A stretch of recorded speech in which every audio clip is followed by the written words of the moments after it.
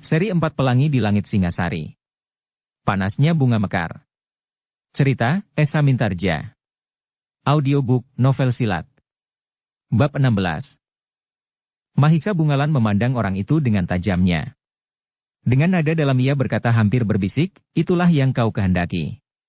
Kau sekarang tidak dapat mengucapkan kata-kata. Aku masih dapat berbuat lebih buruk lagi dengan mengganggu pendengaran dan penglihatanmu. Jika perlu aku terpaksa melakukannya. Orang itu akan menjawab, tetapi tidak sepatah kata pun yang dapat diucapkan. Dalam pada itu, seperti yang diduga oleh Mahisa Bungalan, bahwa beberapa orang sedang mengintipnya, ternyata tidak salah. Pada saat yang sudah diperhitungkan, maka orang-orang itu pun benar-benar telah berloncatan mengelilinginya dengan pedang terhunus. 3 orang, desis Mahisa Bungalan. Ketiga orang itu memandang Mahisa Bungalan dengan sorot mata penuh kemarahan. Bahkan salah seorang dari mereka tidak sabar lagi melihat keadaan kawannya. Dengan serta-merta ia bertanya, apa yang telah terjadi denganmu? Tetapi ketiga orang itu terkejut, bahwa kawannya sama sekali tidak menjawab. Ia hanya dapat memberi mereka isyarat dengan tangannya. Tetapi tidak jelas, apakah yang dimaksudkannya. Ia memang bisu, berkata Mahisa Bungalan. Tidak mungkin. Aku masih mendengar suaranya ketika ia memasuki hutan ini, jawab salah seorang dari mereka. Oh, apakah begitu? Tetapi sejak aku mengantarkannya, aku mengira ia memang bisu. Kau mencoba untuk membohongi kami, berkata salah seorang dari mereka. Kenapa aku membohongimu? Lihatlah, kau dapat menyaksikannya sendiri. Ia benar-benar bisu. Sikap Mahisa Bungalan membuat orang-orang itu semakin marah. Ketiganya menganggap bahwa tidak ada kemungkinan lain kecuali membunuh anak muda itu. Karena itu, maka salah seorang dari mereka, yang agaknya adalah orang tertua di antara mereka berkata, tidak ada kesempatan bagi anak gila ini untuk keluar dari hutan ini hidup-hidup. Ia harus kita bunuh dan mayatnya akan kita lempar ke hutan yang dihuni oleh binatang buas itu. Namun dalam pada itu, Mahisa Bungalan menjawab, jika hal itu kau lakukan, maka nasib kawanmu inilah yang paling buruk. Tidak ada orang yang akan dapat menyelamatkannya dari keadaannya. Guru tentu dapat mengobatinya. Kami sudah mengira bahwa kaulah yang telah membuatnya demikian. Hanya aku yang dapat menyembuhkan gangguan syaraf itu. Tidak ada orang lain. Persetan, geram yang tertua, bunuh orang itu, Mahisa Bungalan pun segera bersiaga menghadapi setiap kemungkinan. Agaknya orang-orang itu bukannya orang-orang yang dapat diajaknya berbicara. Sejenak kemudian, maka salah seorang dari ketiga orang itu telah meloncat mendekat sambil menjulurkan senjata, sementara yang lain telah menyerang Mahisa Bungalan dari arah belakang. Tetapi Mahisa Bungalan telah bersiap. Dengan tangkasnya ia meloncat menghindar. Sekali ia berputar setengah lingkaran. Namun tiba-tiba senjata pun telah menyambar dengan cepatnya. Tetapi serangan Mahisa Bungalan itu bukannya serangan yang sebenarnya. Ketika lawannya meloncat menghindar, maka ia pun segera bersiap-siap menghadapi kemungkinan yang lebih berat, karena ketiga orang lawannya itu pun tentu akan menyerangnya bersama-sama. Namun dalam pada itu, Mahisa Bungalan seakan-akan telah mengerahkan landasan ilmunya. Terasa sesuatu telah menjalari seluruh urat nadinya, sehingga sekejap kemudian, maka rasa-rasanya seluruh tubuhnya telah dialiri oleh nafas kemampuannya yang jarang ada duanya. Dengan demikian, maka ketika kemudian Mahisa Bungalan meloncat, terasa betapa tubuhnya menjadi ringan, namun kekuatannya bagaikan berlipat ganda. Karena itulah, maka perlawanan Mahisa Bungalan pun menjadi semakin sengit. Ia berloncatan bagaikan sikatan. Namun sentuhan senjatanya melontarkan kekuatan seperti seekor gajah. Tetapi ketiga orang lawannya adalah orang-orang yang telah kaya dengan pengalaman. Mereka adalah orang-orang yang hampir di segenap umurnya dikerumuni oleh kekerasan dan perkelahian. Karena itu maka dengan garangnya mereka melawan Mahisa Bungalan yang bertempur seorang diri melawan mereka bertiga. Seorang dari antara mereka yang seakan-akan telah menjadi bisu itu menyaksikan pertempuran itu dengan hati yang berdebar-debar. Ia sadar sepenuhnya atas apa yang terjadi, tetapi ia tidak dapat berbuat apa-apa. Tenaganya seakan-akan telah lenyap sementara mulutnya bagaikan menjadi kejang. Dengan demikian maka yang dapat dilakukannya hanyalah menyaksikan apa yang akan terjadi. Demikianlah maka sejenak kemudian Mahisa Bungalan telah terlibat dalam pertempuran yang sengit. Jika di pasar ia bertempur melawan 2 orang lawan, kini ia berhadapan dengan 3 orang yang memiliki kemampuan setingkat. Karena itu, maka ia harus bertempur dengan hati-hati serta mengerahkan kemampuannya agar ia tidak menjadi korban. Tetapi akibatnya, bahwa Mahisa Bungalan pun tidak dapat mengamati diri, bahwa ia tidak akan melakukan pembunuhan. Dalam perang yang seru, maka seseorang akan sulit untuk menguasai diri sebaik-baiknya agar tidak melakukan sesuatu yang dapat merampas jiwa seseorang. Aku masih terlalu muda untuk mati, berkata Mahisa Bungalan di dalam hatinya, karena itu, semoga Tuhan Yang Maha Penyayang melindungi aku. Tetapi ketiga orang lawan Mahisa Bungalan itu pun telah mengerahkan segenap kemampuan mereka. Pengalaman mereka menghadapi berbagai macam lawan, telah menempatkan mereka pada arah yang berbeda. Mereka menyerang berganti-ganti, susul-menyusul dari segala arah. Namun Mahisa Bungalan memang memiliki kecepatan dan ketangkasan bergerak, sehingga serangan-serangan itu tidak mengenainya. Namun demikian, ketiga orang lawannya tidak mengurangi tekanannya. Mereka mempergunakan berbagai cara untuk membuat Mahisa Bungalan menjadi kebingungan. Ketika pertempuran itu meningkat semakin cepat, maka ketiga orang lawannya itu pun telah bertempur dalam satu lingkaran yang bergerak. Di antara pepohonan hutan, ketiga orang itu seakan-akan telah berputar mengitari Mahisa Bungalan sambil menyerang berganti-ganti. Sejenak Mahisa Bungalan tergetar. Putaran itu membuatnya menjadi gelisah. Namun kemudian, ia pun berhasil menyesuaikan diri. Justru Mahisa Bungalan pun mulai bergerak agar lawannya tidak selalu berada pada putaran yang tetap. Ketika Mahisa Bungalan berloncatan di antara putaran lawannya, kadang-kadang putaran itu memang terganggu. Serangan yang memusat pada salah seorang di antara mereka, kadang-kadang telah menghentikan putaran itu. Namun kedua orang lawannya segera berhasil menolong kawannya yang didesak oleh Mahisa Bungalan dan sejenak kemudian mereka telah berada dalam putarannya kembali. Gila, desis Mahisa Bungalan. Di luar sadarnya, kemarahan yang menghentak di dalam dirinya telah memeras segenap kemampuannya. Ternyata pada keadaan yang demikian, alas pada kecepatan bergerak dan kekuatan tenaganya menjadi semakin berkembang. Mahisa Bungalan seakan-akan menjadi semakin ringan, namun tenaganya menjadi semakin besar berlipat ganda. Karena itu, maka pedangnya yang telah patah pada ujungnya itu berputar semakin cepat kemampuan kakinya yang melontarkan tubuhnya menyusup pepohonan seakan-akan tidak terbatas lagi. Bahkan kemudian putaran lawannya bukannya merupakan persoalan yang membingungkannya lagi. Kecepatan bergerak Mahisa Bungalan ternyata telah berhasil melontarkannya keluar dari kepungan yang berputar itu. Bahkan dengan perhitungan yang matang, Mahisa Bungalanlah yang berlari-larian memutari ketiga orang itu.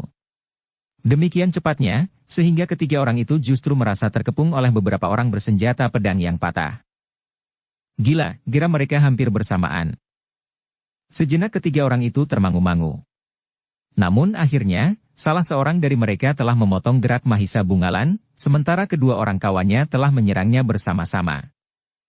Tetapi serangan itu justru telah mengejutkan ketiga orang itu sendiri. Mahisa Bungalan yang terpotong putarannya, justru meloncat ke samping. Dengan putaran yang cepat dan loncatan selangkah surut, Mahisa Bungalan telah mengambil ancang-ancang. Karena itu, ketika ia kemudian meloncat maju, maka ayunan pedangnya mengarah ke kening salah seorang lawannya yang telah memotong geraknya. Demikian cepatnya, sehingga orang itu tidak sempat mengelak. Yang dilakukannya adalah menyilangkan pedangnya untuk menangkis pedang Mahisa Bungalan. Tetapi yang dilakukan Mahisa Bungalan benar-benar di luar perhitungan mereka. Ayunan pedangnya itu ternyata telah ditariknya. Mahisa Bungalan yang kemudian merendah pada lututnya itu pun melenting dan berputar, justru menyerang orang yang berada selangkah di sampingnya. Pedang patahnya terjulur lurus mengarah ke dada lawannya.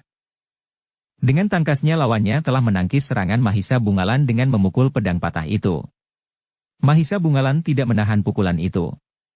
Bahkan ia mempergunakan dorongan pedang lawannya untuk kemudian memutar pedangnya dan sekali lagi menyerang lawannya itu. Yang dilakukan adalah demikian cepatnya. Namun lawannya berusaha untuk menangkis sekali lagi. Tetapi Mahisa Bungalan telah mengerahkan segenap kemampuannya dan kecepatannya bergerak. Ketika lawannya menangkis, maka ia sempat memutar pedangnya sehingga pedang lawannya justru tidak menyentuh pedangnya. Tetapi pada saat yang demikian, dada lawannya telah terbuka. Namun Mahisa Bungalan tidak dapat mempergunakan kesempatan itu sebaik-baiknya. Pada saat ia menusuk dada lawannya, maka seorang lawannya yang lain telah menyerangnya pula, sehingga Mahisa Bungalan harus menghindar. Karena itulah, maka serangannya pun tidak berhasil mengenai dada lawannya. Namun sebuah goresan kecil telah menyobek kulit lawannya itu pada lengannya. Terdengar orang yang terluka itu menggeram. Sementara Mahisa Bungalan sudah meloncat dan berkisar menghadapi lawan-lawannya yang lain, anak iblis, desis seorang lawannya.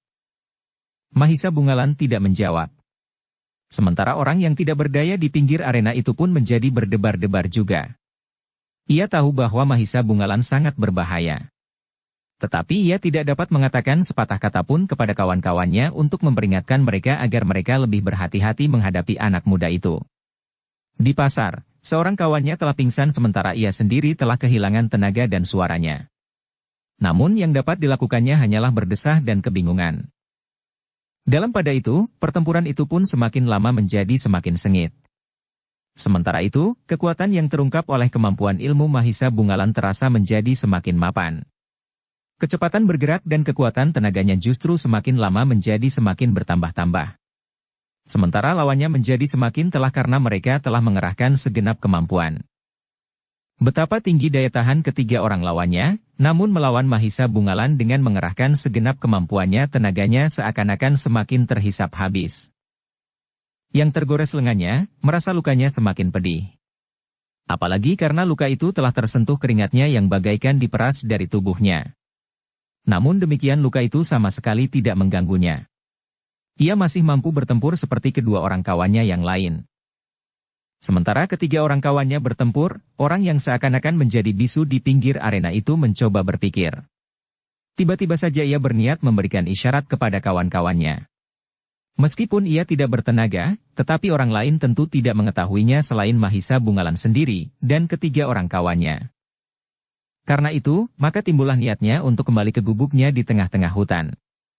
Ia akan membawa perempuan yang disembunyikan di dalam gubuk itu kepada ketiga orang kawannya. Dengan isyarat ia akan memaksa Mahisa Bungalan menyerah. Jika tidak, maka ia akan membunuh perempuan itu, atau salah seorang dari kedua orang kawannya itu tentu akan dapat melakukannya. Oleh pikiran itu, maka ia pun kemudian beringsut selangkah demi selangkah. Ia masih mampu berjalan menuju ke gubuknya. Kemudian memaksa perempuan itu berjalan dengan ancaman pedang pada punggungnya, tidak ada pedang lagi di gubuk itu, desisnya di dalam hati, pandai besi itu lamban benar menyiapkan pedang kami. Namun orang itu mengharap bahwa mereka akan dapat menemukan senjata. Mungkin parang, mungkin cundrik atau jenis senjata apapun juga. Namun ternyata Mahisa Bungalan melihatnya berkisar. Bahkan Mahisa Bungalan melihat orang itu meninggalkan arena. Gila, desis Mahisa Bungalan, kenapa aku tidak melumpuhkannya saja? Karena itu, maka timbullah niatnya untuk kembali ke gubuknya di tengah-tengah hutan. Ia akan membawa perempuan, tetapi ia masih harus berhadapan dengan ketiga orang lawannya. Kegelisahannya kemudian telah menumbuhkan hentakan kekuatan sehingga ilmu yang dipelajarinya dari orang tua itu, yang seolah-olah menjadi alas kemampuannya, ternyata semakin kuat berpengaruh atas dirinya. Karena itulah, maka Mahisa Bungalan pun seolah-olah mampu bergerak seperti loncatan kilat di langit. Menyambar dengan dahsyatnya. Pedangnya, meskipun sudah patah, namun merupakan isyarat maut yang setiap saat berputar menghampiri ketiga orang lawannya berganti-ganti. Ketiga orang yang berjalan tertatih-tatih itu sudah tidak nampak lagi, maka kegelisahan Mahisa Bungalan pun meningkat. Namun dengan demikian, yang tidak begitu dikenalnya pada dirinya sendiri, telah muncul dari dalam dirinya. Justru ilmu yang mengalasi ilmu yang pernah dimilikinya lebih dahulu.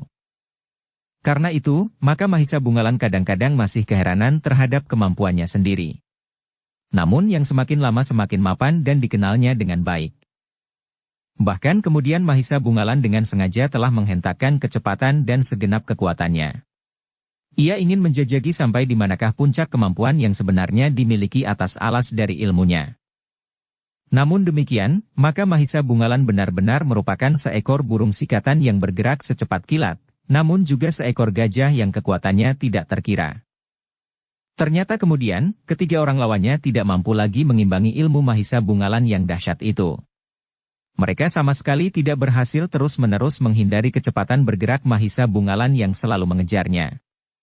Karena itu, maka dalam keadaan yang tidak dapat dihindari lagi, senjata Mahisa Bungalan telah menggores pada tubuh lawannya pula.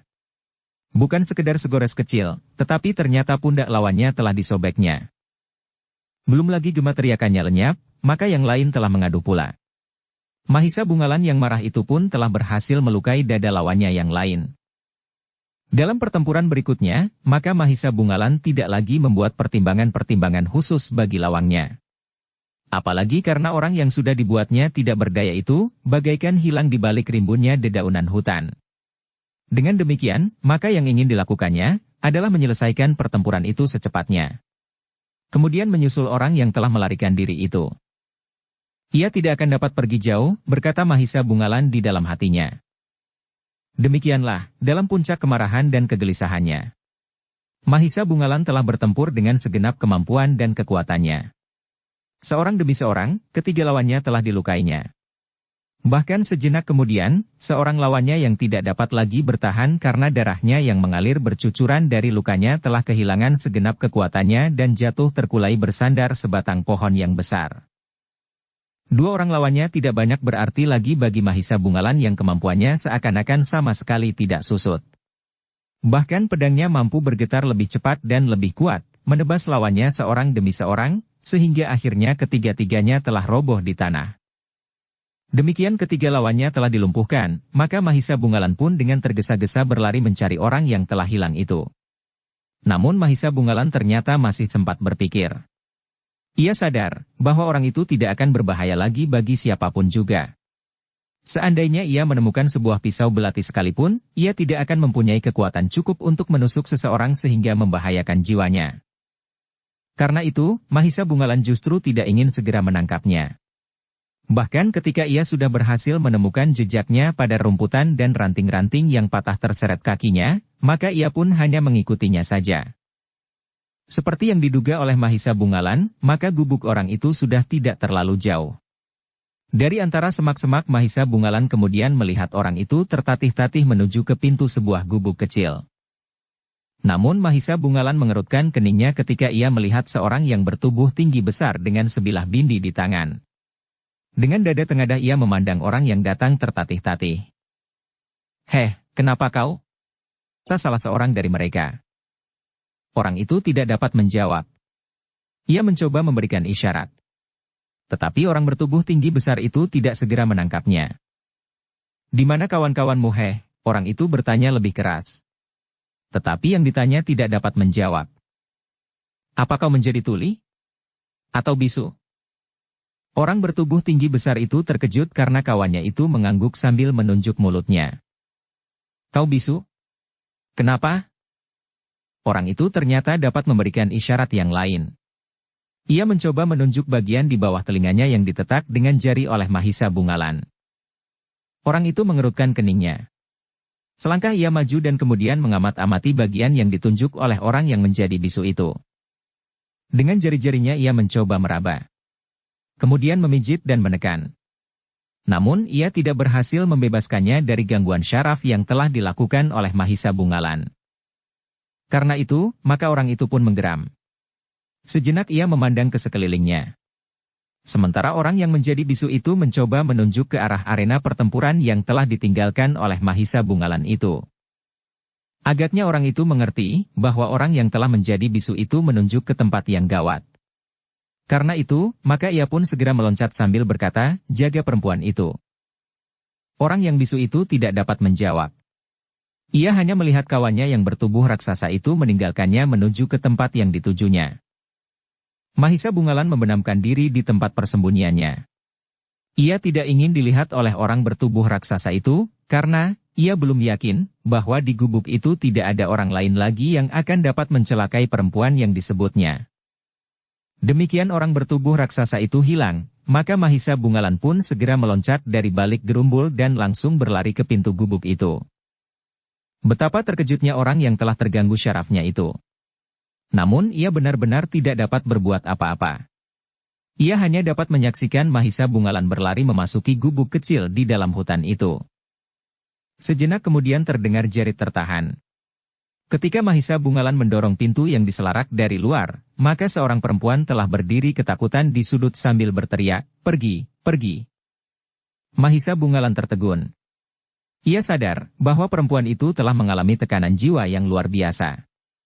Adalah masuk akal bahwa perempuan itu tidak dibunuh karena anak laki-lakinya masih belum dapat diketemukan. Mungkin perempuan itu masih akan dapat dipergunakan untuk umpan agar anak laki-lakinya dapat ditangkapnya.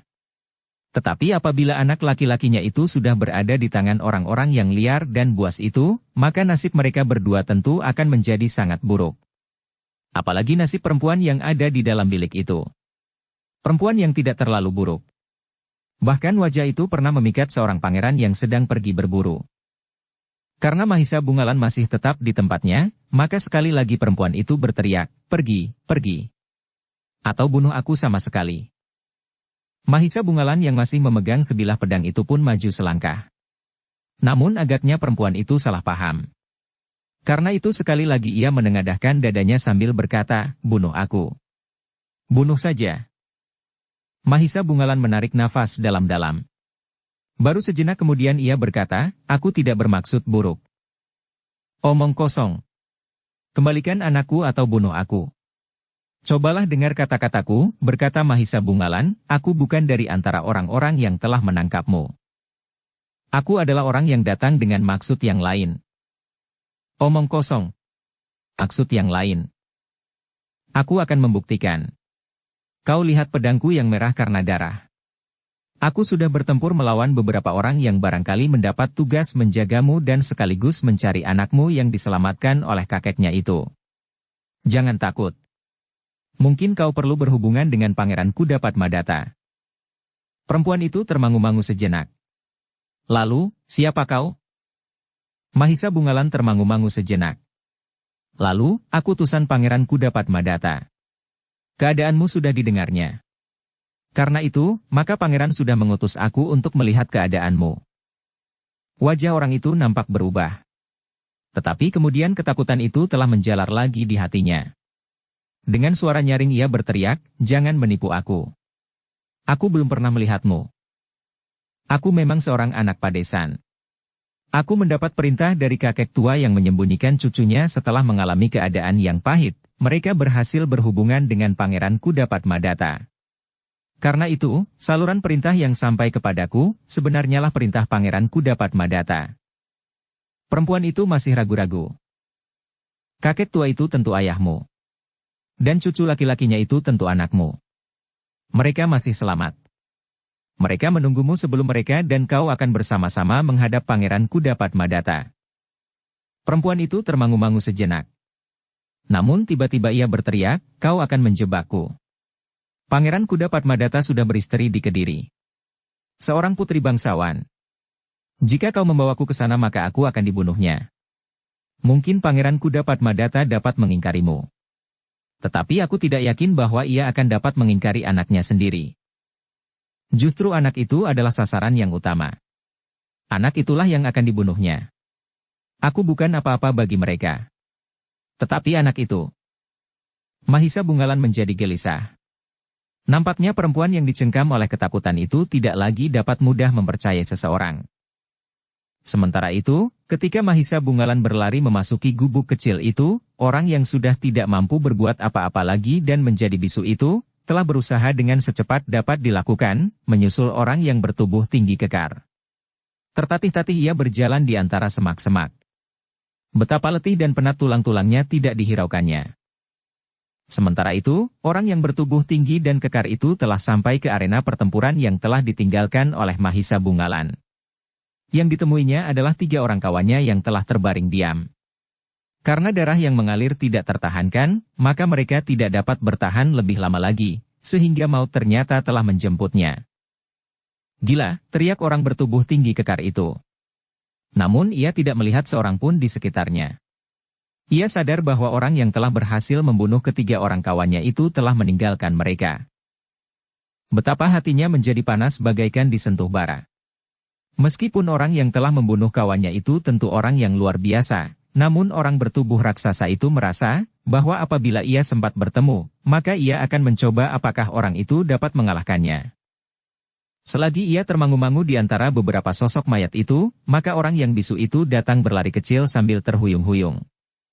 Hanya itulah yang mampu dilakukannya.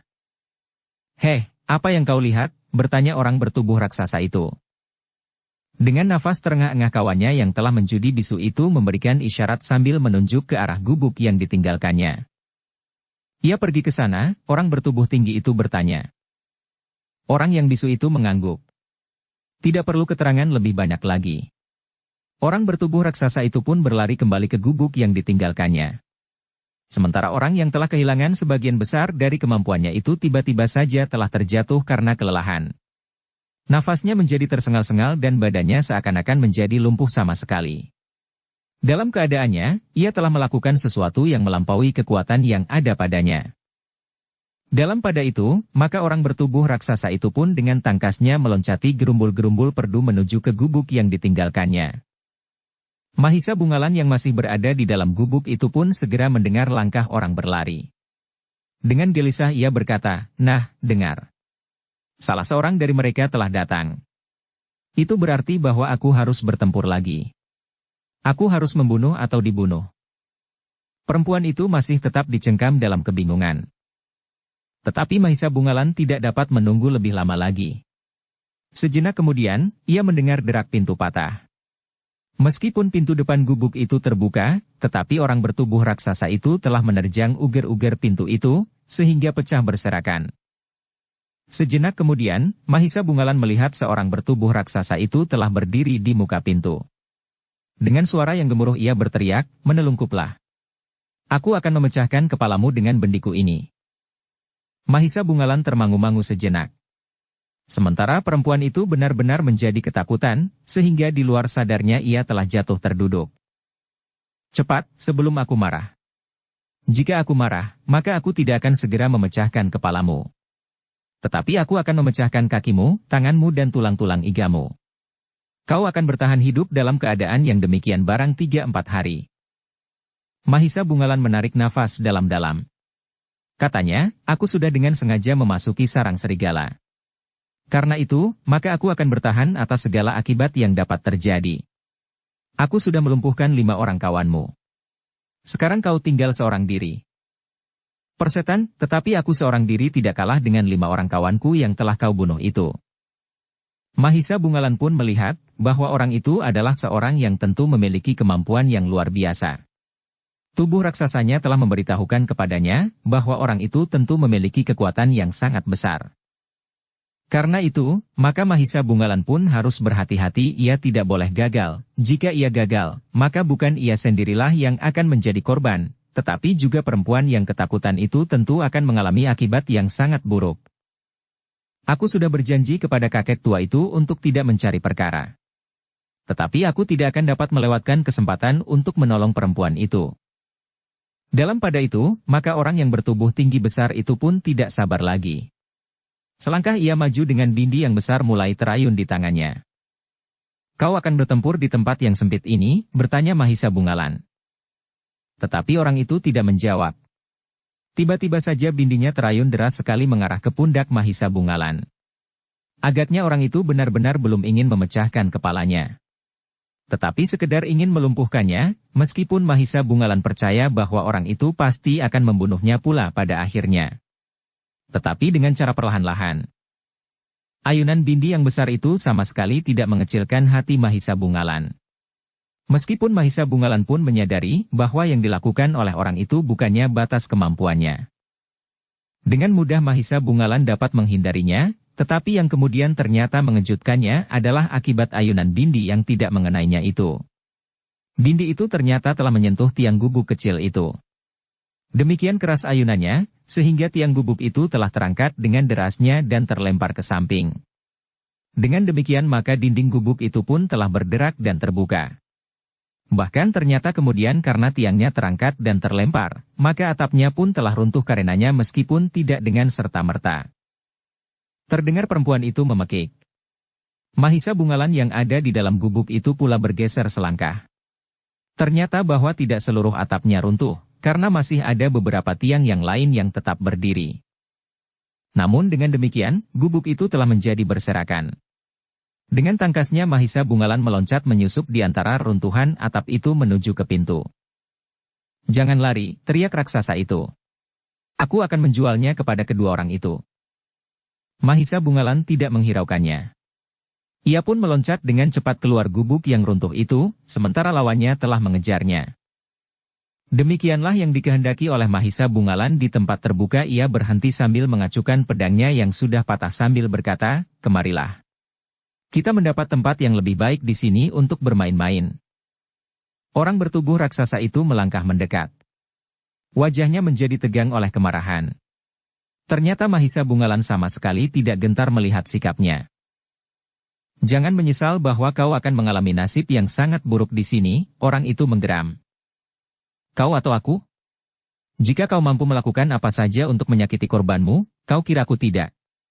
Beruntunglah kawan-kawanmu yang aku bunuh dengan cepat, tetapi, terhadapmu mungkin aku mempunyai pertimbangan lain seperti orang yang aku buat setengah lumpuh dan bisu itu."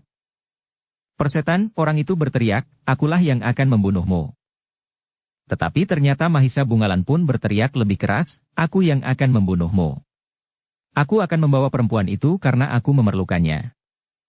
"Gila," orang itu memekik tinggi. Mahisa Bungalan menyahut lebih keras, "Kau gila. Berjongkoklah dan menyembah. Aku adalah utusan Pangeran Kuda Padmadata." Kata-kata itu ternyata mengejutkan orang bertubuh raksasa itu. Namun kemudian wajahnya menjadi semakin membara.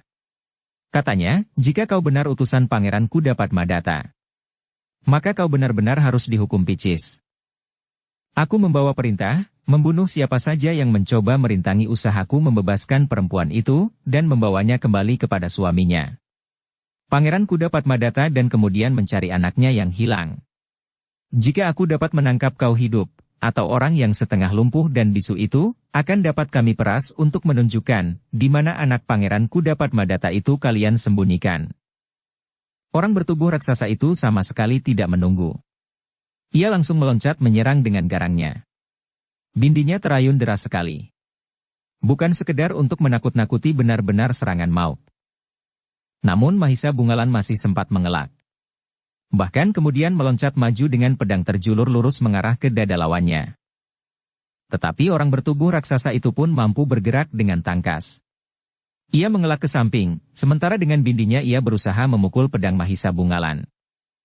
Mahisa Bungalan yang belum berhasil menjajaki kekuatannya, tidak membiarkan pedangnya terlepas dari tangannya. Karena itu, maka ia pun segera menariknya, namun dengan putaran yang cepat pedang itu langsung mematuk orang bertubuh raksasa itu. Sekali lagi lawannya harus menghindar, bahkan bindinya kemudian terayun langsung menyambar kepala Mahisa Bungalan. Tetapi Mahisa Bungalan pun dengan cepat menunduk, sehingga bindi itu terayun dekat di atas kepalanya. Desir angin yang menyentuh tubuh Mahisa Bungalan memberikan isyarat kepadanya, bahwa orang itu adalah orang yang memiliki kekuatan yang luar biasa. Dengan demikian maka pertempuran itu pun segera meningkat semakin dahsyat. Mahisa Bungalan bergerak semakin cepat, sementara lawannya memiliki kekuatan raksasa yang sulit dicari duanya. Mahisa Bungalan telah bertempur beberapa rambahan. Ia sudah bertempur melawan 2 orang di sebelah pasar. Kemudian melawan 3 orang yang telah terbunuh di hutan. Kini ia harus bertempur dengan seorang yang agaknya adalah pimpinan mereka. Namun yang seorang ini ternyata memiliki kemampuan jauh lebih tinggi dari kawan-kawannya. Namun dalam pada itu, Mahisa Bungalan menjadi heran pada dirinya sendiri. Meskipun ia sudah bertempur 3 rambahan, namun ia sama sekali tidak merasa letih. Kekuatannya masih belum susut. Bahkan semakin deras keringatnya mengalir, kekuatannya justru seolah-olah semakin bertambah-tambah. Ayunan pedangnya menjadi semakin deras dan gerakannya semakin cepat. Pedang yang telah patah itu bagaikan berputaran mengelilingi lawannya. Sekali-sekali sentuhannya seolah-olah menyusup di setiap lubang putaran bindi lawannya. Betapapun besar tenaga dan kemampuan orang yang bertubuh raksasa itu, namun dengan memeras segenap kemampuannya melawan kecepatan gerak Mahisa Bungalan, maka tenaganya mulai menjadi surut. Bindinya tidak lagi berputar seperti baling-baling, sementara kakinya menjadi semakin berat. Namun demikian, bindinya masih tetap berbahaya bagi Mahisa Bungalan. Jika bindi itu berhasil menyentuh tubuhnya, maka kulitnya akan terkelupas dan tulang-tulangnya akan diremukkannya. Karena itu, maka Mahisa Bungalan masih tetap berhati-hati. Namun kecepatannya bergerak telah membingungkan lawannya. Justru semakin lama semakin cepat. Pada saat kekuatan dan kemampuan lawannya susut, kekuatan dan kemampuan Mahisa Bungalan justru seolah-olah menjadi berlipat. Karena itulah, maka orang bertubuh raksasa itu mulai merasa terdesak. Menyerahlah, berkata Mahisa Bungalan, katakan di mana anak laki-laki Pangeran Kudapadmadata. Katakan siapa yang menyuruhmu melakukan pengkhianatan itu. Katakan untuk apa semuanya itu kau lakukan, dan berapa kau mendapat upah. Pertanyaan itu benar-benar menyakitkan hati. Hampir berteriak orang itu menjawab, persetan. Kaulah yang harus menyerah agar aku tidak akan membunuhmu dengan perlahan-lahan. Jangan sebut lagi. Kata-kata itu merangsang aku untuk melakukannya. Jika kau berulang kali mengatakannya, maka aku benar-benar akan menangkapmu hidup dan menghukum Picis sampai mati. Mungkin kau akan mati dalam 3 hari, tetapi mungkin lebih. Persetan, orang itu menggeram. Namun terasa bulu tangkuknya meremang, ia sudah menyadari bahwa ia mulai terdesak. Karena itu, jika benar-benar seperti yang dikatakan oleh orang itu, maka alangkah tersiksanya mati perlahan-lahan. Karena itu, maka orang bertubuh raksasa yang tidak mengenal siapa sebenarnya lawannya itu pun mulai membuat perhitungan. Lebih baik baginya untuk mati bertempur daripada mati perlahan-lahan. Perhitungan itulah yang tidak disadari Mahisa Bungalan. Ia tidak sengaja mendesak orang itu untuk memilih mati. Ia hanya ingin memaksa lawannya untuk menyerah.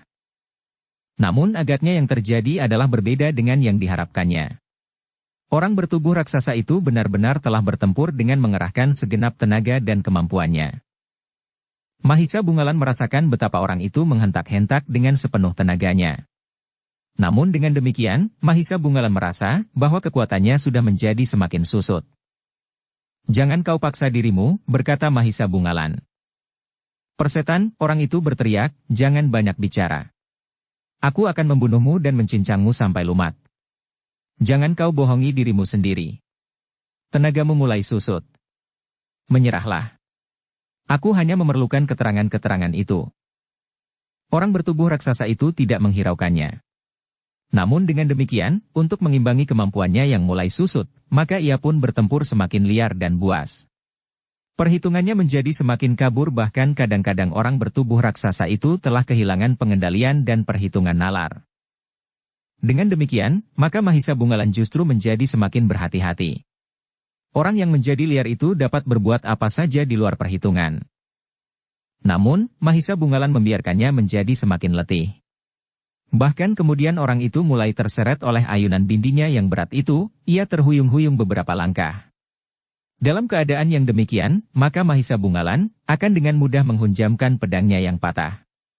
Namun ia tidak melakukannya, ia memang ingin menangkap orang itu hidup-hidup. Kemudian menanyakan beberapa hal kepadanya tentang Pangeran Kudapadmadata. Perlahan-lahan namun pasti orang bertubuh raksasa itu akan kehilangan kekuatannya. Sekali-sekali ia kehilangan keseimbangan. Bindinya tidak lagi dapat dikuasainya. Bahkan matanya mulai memancarkan keputusasaan yang mencengkam jantungnya. Tetapi Mahisa Bungalan tidak menusuk dadanya dengan pedang. Dibiarkannya saja lawannya kehabisan tenaga dan jatuh terbaring di tanah dengan nafas tersengal. Ternyata bahwa orang bertubuh raksasa itu benar-benar tidak dapat bertahan lebih lama lagi.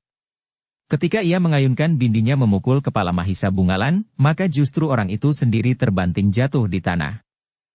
Sejenak Mahisa Bungalan menunggu. Dengan susah payah orang itu berusaha berdiri. Namun ketika ia berhasil tegak, maka pedang Mahisa Bungalan telah melekat di punggungnya. Apakah kau benar-benar tidak ingin hidup lagi? Bertanya Mahisa Bungalan. Betapapun beraninya orang bertubuh raksasa itu, dan betapapun kuat pertimbangannya untuk memilih mati daripada hidup untuk mengalami siksaan, namun ketika terasa pedang lawan melekat di punggung, ternyata bahwa ia pun tidak berani bergerak dan berbuat sesuatu. Lepaskan senjatamu yang hanya memberati tanganmu saja, berkata Mahisa Bungalan. Karena orang itu tidak segera melakukannya, maka Mahisa Bungalan telah menekan punggungnya sambil menggeram, cepat. Lakukan. Orang itu tidak dapat melawan. Bindinya pun kemudian dilepaskannya jatuh di tanah.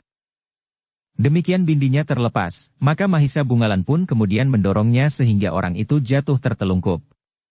Dengan suara tertahan ia berdesah. Duduklah, perintah Mahisa Bungalan. Aku akan menjualnya kepada kedua orang itu. Orang itu pun kemudian duduk di tanah dengan nafas terengah-engah. Jawablah pertanyaanku, berkata Mahisa Bungalan. Orang itu termangu-mangu sejenak. Apakah hubunganmu dengan Pangeran Kuda Padmadata? Bertanya Mahisa Bungalan. Orang itu mengerutkan keningnya. Sejenak ia termangu-mangu. Namun ia tidak menjawab. Jawablah. Meskipun aku tidak tergesa-gesa. Tetapi semakin cepat agaknya semakin baik. Orang itu membetulkan letak duduknya. Namun sebenarnya lah ia justru mencoba beristirahat untuk memperbaiki pernafasannya. Niatnya untuk tidak membiarkan dirinya terperas masih tetap menyala di hatinya. Bahkan ketika nafasnya mulai teratur maka keberaniannya telah tumbuh lagi di dalam jantungnya. Apakah kau tidak dapat menjawab? Desak Mahisa Bungalan. Aku akan menjawab, berkata orang itu, tetapi apakah aku diperkenankan mengatur pernafasan sejenak, agar aku dapat berbicara dengan lancar? Mahisa Bungalan mengerutkan keningnya. Kemudian sambil mengangguk ia berkata, aku memberimu waktu sekadarnya. Terima kasih, berkata orang itu sambil terengah-engah. Dalam pada itu, ketika Mahisa Bungalan bertempur melawan raksasa itu, perempuan yang masih berada di dalam gubuk itu telah mengintip apa yang telah terjadi. Tetapi karena sebagian gubuk itu telah roboh, maka ia tidak berhasil keluar dari dalamnya. Karena itu, ketika ia menganggap bahwa pertempuran itu sudah selesai, maka ia pun telah memanggil, Kisanak. Tolonglah aku keluar dari tempat ini. Mahisa Bungalan berpaling. Adalah di luar sadarnya, bahwa ia pun kemudian melangkah mendekat mengangkat atap yang roboh menutup jalan keluar dari gubuk itu. Pada saat itu, maka orang bertubuh raksasa itu telah merasa dirinya menjadi segar kembali, ia merasa mendapat kesempatan untuk berbuat seminim sesuatu. Pada saat Mahisa Bungalan mengangkat atap untuk membuka jalan dengan sebelah tangannya, maka dengan serta-merta orang yang bertubuh raksasa itu telah meloncat meraih bindinya dengan sigapnya ia meloncat dengan bindi terayun tepat ke atas kepala Mahisa Bungalan. Perempuan yang melihat orang meloncat, menjerit sekuat-kuatnya. Sementara Mahisa Bungalan pun telah mendengar langkah kaki di belakangnya. Karena itu, dengan serta-merta, di luar kemampuannya untuk mengendalikan dirinya, maka ia berpaling. Sekilas ia melihat bindi yang terayun ke kepalanya. Dengan cepatnya ia merendah dan bergeser ke samping. Namun ternyata ia tidak dapat membebaskan diri seluruhnya. Ternyata bahwa bindi itu masih menyentuh pundak kirinya sehingga kulitnya terkelupas. Pada saat itulah, maka pertimbangannya bagaikan menjadi pepat. Yang dikerjakan kemudian adalah sebelah tangannya yang masih menggenggam pedang itu pun terjulur lurus ke depan. Yang terdengar adalah teriakan tertahan. Pedang Mahisa Bungalan yang patah ujungnya itu tiba-tiba saja telah menghunjam ke perut orang bertubuh raksasa itu. Mahisa Bungalan terhentak sesaat. Namun ia pun kemudian menarik pedangnya dan membiarkan raksasa itu roboh di tanah. Mati. Sejenak Mahisa Bungalan termangu-mangu. Kematiannya itu terlalu cepat terjadi. Sebenarnya ia tidak ingin membunuh orang itu. Jika memungkinkan, orang itu akan dibawanya kepada kakek tua yang sedang melindungi cucunya itu.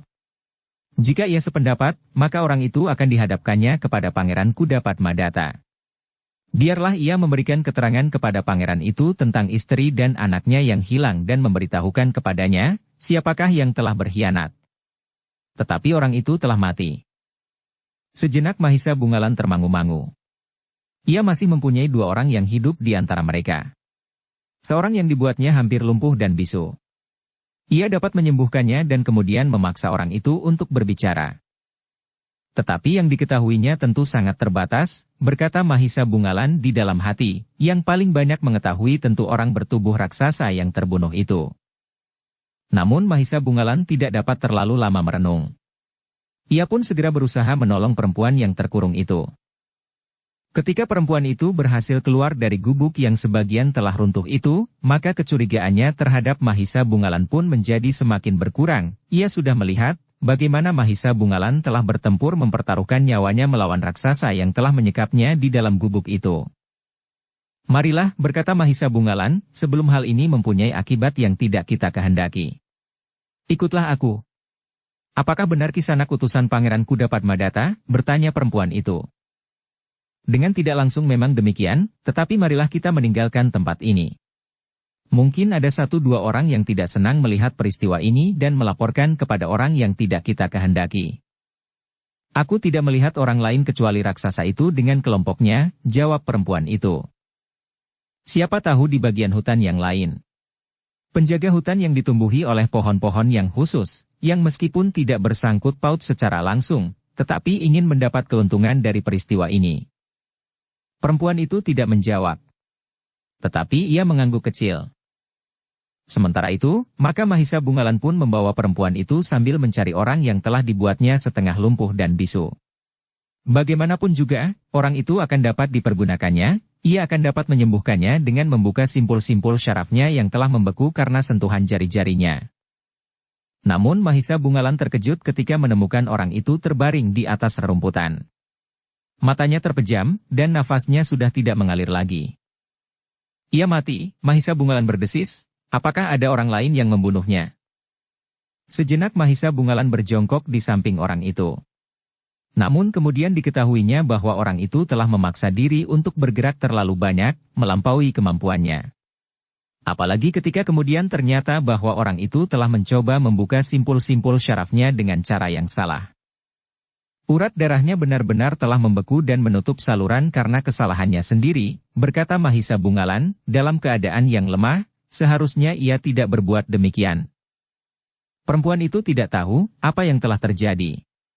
Karena itu ia sama sekali tidak mengatakan sesuatu. Masih ada 1 orang lagi, berkata Mahisa Bungalan kemudian. Mungkin orang itu dapat diajak berbicara. Dengan tergesa-gesa Mahisa Bungalan membawa perempuan itu menuju ke pasar. Ia masih mempunyai harapan untuk dapat bertanya serba sedikit terhadap orang yang telah dilukainya, tetapi ia tidak dibunuhnya. Namun sekali lagi Mahisa Bungalan harus kecewa. Orang itu pun ternyata meninggal. Darahnya terlalu banyak mengalir dari luka-lukanya, sehingga jiwanya tidak dapat tertolong lagi. Dengan demikian, Mahisa Bungalan telah melakukan pembunuhan berturut-turut atas beberapa orang pengawal. Namun ia tidak dapat menghindarinya bahwa hal itu harus terjadi.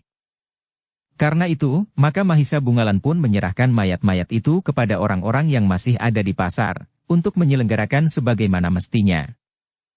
Lakukanlah. Keluarga mereka tentu akan mengucapkan terima kasih, berkata Mahisa Bungalan. Tetapi bagaimana jika mereka justru marah kepada kami, bertanya salah seorang dari mereka. Katakanlah, seorang perwira dari Singasari telah membebaskan seorang istri pangeran dari Kediri yang berada di bawah kekuasaan beberapa orang pengawal hutan tertutup itu dengan maksud yang tidak diketahui. Yang mati terbunuh itulah orang yang telah menahan seorang perempuan, istri seorang pangeran meskipun perempuan itu sendiri berasal dari Padesan. Katakanlah, bahwa perwira Singasari itu akan membawa perempuan itu kepada suaminya di Kediri. Orang-orang di pasar itu termangu-mangu. Sejenak mereka memandang Mahisa Bungalan yang pernah mereka lihat sebelumnya. Pandai besi yang masih ada di pasar itu pun berkata, "Aku minta maaf Tuan. Ternyata Tuan adalah seorang perwira dari Singasari. Lakukanlah yang aku katakan. Jangan takut. Ajaklah kawan-kawanmu yang justru bersembunyi karena peristiwa ini. Semua pengawal telah terbunuh di luar kehendakku. 5 atau 6 orang, dengan seorang yang bertubuh raksasa itu, pandai besi itu mengangguk-angguk. Lain kali aku akan datang. Aku akan melihat, apakah ada yang berusaha membalas dendam, justru kepada orang yang tidak bersalah. Jika ada, maka prajurit-prajuritku akan menghancurkan mereka sampai lumat. Iya, ya Tuan. Kami akan melakukannya. Mahisa Bungalan yang sudah melangkah meninggalkan pandai besi itu tertegun. Dilihatnya perempuan penjual semelak itu memandanginya dengan perasaan takut dan cemas. Apalagi ketika Mahisa Bungalan mendekatinya. Ampun Tuan. Aku tidak mengetahui siapa Tuan sebenarnya. Mahisa Bungalan tersenyum. Diambilnya beberapa keping uang dan diberikannya kepada perempuan itu. Aku sudah berhasil menjual ujung pedang patah itu. Karena itu, aku ingin membayar semelak yang sudah aku minum. Tetapi ini terlalu banyak Tuan, berkata perempuan itu. Mahisa Bungalan hanya tertawa saja. Kemudian diajaknya istri Pangeran Kuda Padmadata itu meninggalkan pasar itu dengan langkah yang semakin lama semakin cepat. Kita kemana? Bertanya perempuan itu. Mahisa Bungalan menarik nafas dalam-dalam. Untuk sejenak ia ragu-ragu. Namun kemudian ia berkata, aku akan pergi ke rumah seseorang kakek tua yang dengan penuh tanggung jawab melindungi cucunya yang dalam ancaman maut. Maksudmu ayahku? Bertanya perempuan itu. Ya. Kiwastu, perempuan itu berusaha meyakinkan dirinya. Agaknya namanya memang demikian. Tetapi aku memanggilnya kakek saja. Ayah. Tentu ayah. Apakah anak laki-lakiku masih hidup? Ia berada di bawah perlindungan kakeknya. Bersambung ke bab 17. Dukung kami dengan subscribe, follow, like, komen dan share. Terima kasih.